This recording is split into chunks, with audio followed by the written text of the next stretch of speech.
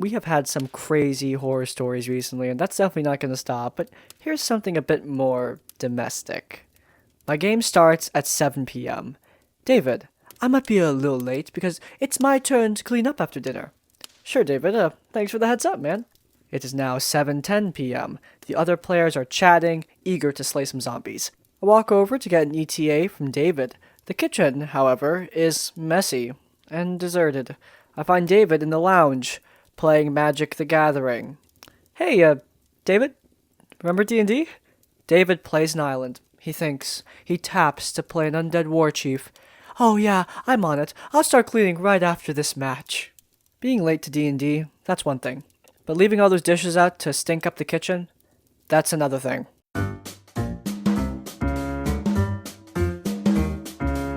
I've been playing D&D 5th edition online for about 4 years now, and over time, I've amassed some awful experiences. I wanted to write about this one in particular because originally, I actually didn't think much of it. I left this game for IRL reasons, but the more I thought back on it, the more I realized what a truly awful experience it was. Maybe it's a bit of an overreaction, but I feel the need to vent about it anyway. If you do read through this, thanks for sticking around. Anyway, here's the story. It started out with me looking for a group to play with on some D&D Discord servers. After a bit of looking, I found a post which was exactly what I was searching for. Something along the lines of RP heavy, story focused, taking place in a fleshed out homebrew world. I shot him a message and answered some questions myself. He seemed pretty chill, and after the quote-unquote interview was done, I was accepted to the group. Then he asked me to pitch him a character. I figured it would be something along the lines of, tell me what you want to play, and we could work together on it. What he actually meant was, make up a whole character concept, and I will just accept the one that I like. So I started out by saying that I was looking into maybe playing a shadow sorcerer. He asked for more details, and so I created a short write-up of what I had in mind. It was something along the lines of a half-elf born into a middle-class family. He was treated like garbage by everyone except his older sibling because of his abilities. The two siblings ran away from their parents and made a home in a small, abandoned shack in a different town. The sibling was his support his whole life, and when he grew up and got to around 19 to 20 years old, the sibling suddenly disappeared one day with no trace. I imagine the character being quite innocent and not really having an understanding of how the world worked. DM responded by saying, well, that sounds kind of edgy and cringe. This campaign is not for some man-child. What else have you got? Alright, I'll think of something else. This is where the DM's backstory method became a bit of a problem. I've been told no by DMs before with good reason, but this was the first time I got a hard no with no reason at all and no room for changes. Just no. I pitched him over a dozen characters, I'll just include some of them, over the course of 2 weeks. Honestly, at the end, I was just starting to phone it in. I remember pitching a half-orc who was a retired mercenary. He tried to be a farmer for a while, but realized that that's not the way he wants to go out, and he wants to die in battle and earn a warrior's death. Totally not Sarfang from WoW. I described his progression as him relearning a lot of his old skills that he had kind of atrophied. Not sure if that's the right word, after years of these skills not being used. So, he used to be like a higher level, but is like out of practice? I mean, sure, yeah, sort of. Yeah, that sounds kind of lame, like relearning his old abilities and stuff. Also, the whole warrior's death sounds more like a Goliath anyways, so if it was a Goliath, it actually makes sense. Alright, well, I was hoping to play a half-orc. Would it be necessary to switch races? Yeah, it just makes more sense to me. It's more along the lines of how I see Goliaths. I pushed back against this a bit, but he wouldn't budge, so I eventually dropped this character as well. Another thing the DM would do, other than just say no, was to completely change the character. So around the time I pitched this character, the group was starting to fill up, and I didn't want to double up on any classes. We sorely lacked a frontline, so my options were a bit limited. I settled on a paladin and had the idea of a black dragonborn paladin of Bahamut. The idea for the story was that he wanted to be the champion of Bahamut, but was denied because he was a chromatic dragonborn. He fought back and rebelled against his church, and thus was given an impossible task, which was totally not stolen from John Wick, which I did make a joke about. He would have to go out into the world and slay 5 chromatic dragons, one of each color. Then, and only then, would he be allowed to become the champion. The DM immediately made it known that he did not like this idea. Ugh, I don't really like the concept. I'm just not a John Wick fan. Well, alright, but I think I want to go with something along those lines. I like the idea of a Dragonborn Paladin. Could you tell me about the Dragonborn and the Church of Bahamut in your world so maybe I can think of something else? What followed this question could only be described as a crapshoot of quote-unquote lore that I know for a fact he just made up on the spot just so I could not play this character. And if that's not the case, he's got to be one of the worst writers ever. I'm going to paraphrase a bunch here so I can just sum it up in one paragraph. Every single Dragonborn on the continent was enslaved, and all followers of Bahamut were also enslaved or slaughtered on sight.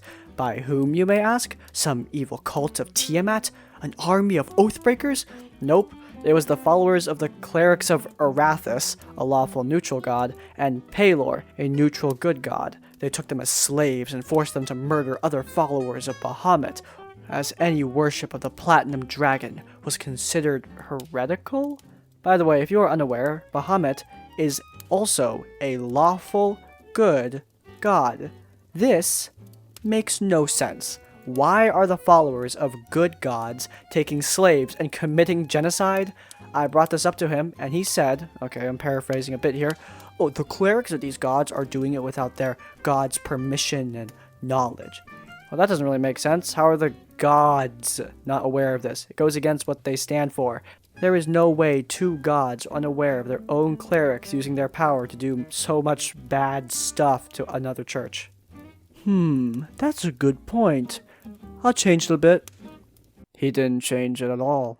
The next day, I wake up to a wall of text. Turns out that he had taken it upon himself to write the backstory for my Dragonborn Paladin himself.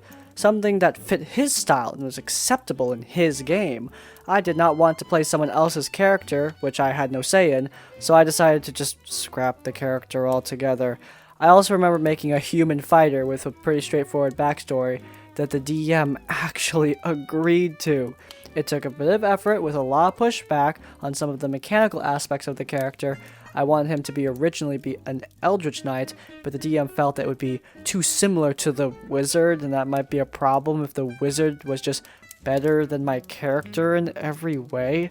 I didn't really care, but he was insistent. I switched the story and became a battle master, but it ended up being rather boring, and I didn't get much to work with anyway. I decided to stick to the concept of the character, but change it to a human paladin instead. I also want to point out that at this point, we are a few days away from the first session.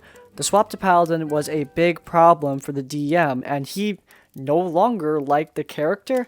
I was so tired of the back and forth, and due to some IRL stuff and work, I was just generally exhausted anyway. I was upset and a bit disheartened that I couldn't play any of the characters I actually wanted to play. I admit that maybe not all of them were great, and some might have been just outright garbage ideas, but that's what happens when you just start scraping the bottom of the barrel. The next day, the DM tells me to give him just a very basic idea of what I want to play. I just say, Human, Vengeance, or Conquest Paladin. He calls me edgy. Okay, sure, whatever. This was another thing I noticed. He had a distaste for anything edgy at all. God forbid your character has dead parents, even if they died of old age, or was even remotely dark in any way. You would be branded as an edgelord and ridiculed. This point does come up later. Anyways, he writes up a story for my character again. It's actually not too bad this time, and I offer some changes to the story so that I can have some say in what I'm playing in this game. I give him notes and change up the story a bit, and he accepts it. And I was finally ready to go for the first session. Alright, that first session rolls around, and something I want to point out was that the DM was really insistent that we participate in RP, going so far as to even force it. He also had a rule that good RP moments would be rewarded with bonus XP, not XP shared with everyone, just the person involved. I thought it was a great idea, so we set off. The session kicks off, and the rest of the characters are introduced. The game was actually really fun, and the party got together to set off for their first quest. The session goes by without much issue, but I realized something rather quickly. The bonus XP thing was not a good idea. It created a competition amongst players to hog the spotlight just so that they can get a mechanical benefit from it. In fact, the party leveled up to level 2 at the end of the session, except for the party ranger, who didn't get any bonus XP. The DM, after the session ends, immediately begins to badmouth the ranger behind his back for not living up to his expectations and not RPing like he should have been. I thought it was rather reasonable considering we were a bunch of strangers and we didn't know each other yet. The next session, the party finishes the quest, and it was a lot more RP and downtime. At this point, the problem with bonus experience is becoming very apparent. The warlock of the party decided the best way to RP properly was just to drop their entire backstory on us. In the second session, I was sort of under the impression that we should play it closer to the chest and not share our secrets just yet, but the warlock just divulged everything. The entire session just became about him and his character with very little room for the others. The DM did not help either. He in fact actively encouraged this. To roleplay, the warlock went around and spoke with each of the characters one-on-one and shared his whole story, which was funnily very dark and edgy. Afterwards, he would ask the characters for help. This took up a lot of the session and was honestly a pain in the ass, not to mention that the same night the DM decided to do a whole dream sequence that he made up specifically just for the warlock. I do recall me and the ranger having a talk about our characters because we were both from noble families. It was here that I realized that the DM didn't take any of the notes that I wrote about my character and instead just went with the version that he wrote instead. The ranger made a check to see if he recognized my family and was given a bunch of info, all of which was not true to the version of the story that I adjusted. Also, by making this info known to the others, he had effectively made it quote-unquote canon for a game. I didn't want to interrupt the session, but I was not happy with this. I was very upset. Later, when the session was over, he told us that the dream sequence wasn't even planned and was patting himself on the back for how great it turned out. He was also looking for feedback from the players, though it was more along the lines of, give me praise and tell me I'm amazing. Any other feedback and even criticism will be argued against because I can't do anything wrong. Also, we were talking about edgy stories because we heard the warlock story and remember the DM saying, "Oh, you think that's edgy? Man, you guys should see some of the stuff I write up for my characters. I like to write almost whole novels about my characters, and generally they are super dark." Another weird thing was that he never referred to himself as a dungeon master. He always said that he was a fantasy author. This is a rather small point, but I thought it was dumb. The session after that, 2 players were missing due to other obligations, and this session was more combat. We fought some creatures, and the warlock actually ended up dying. Thankfully, the NPC that was traveling with us was a 5th level cleric with the Revivify spell and the diamond to cast it, which I thought was a bit BS, and I'm almost positive that he just made that up to save the warlock. I remember that before he was revived, the warlock was getting really pissy at the others for not helping him, even though no one was there that had the capability to help him. I didn't have any lay on hand spells, and the cleric was way too far away, and on top of all that, one of the 2 missing players was the main healer. He actually got mad at us for not putting him above the rest of the party. The session ended with us splitting up the loot and just continuing our journey. It was at this point I left the game because of a family tragedy and didn't feel like playing. The DM offered to keep a spot open for me when I wanted to return. I did return for 1 session about 2 months later, and many of the problems were still the same. I wanted to make a new character and had to go through a bunch of crap for that. I played through it, and before the next session, I got COVID, so I dropped out once again.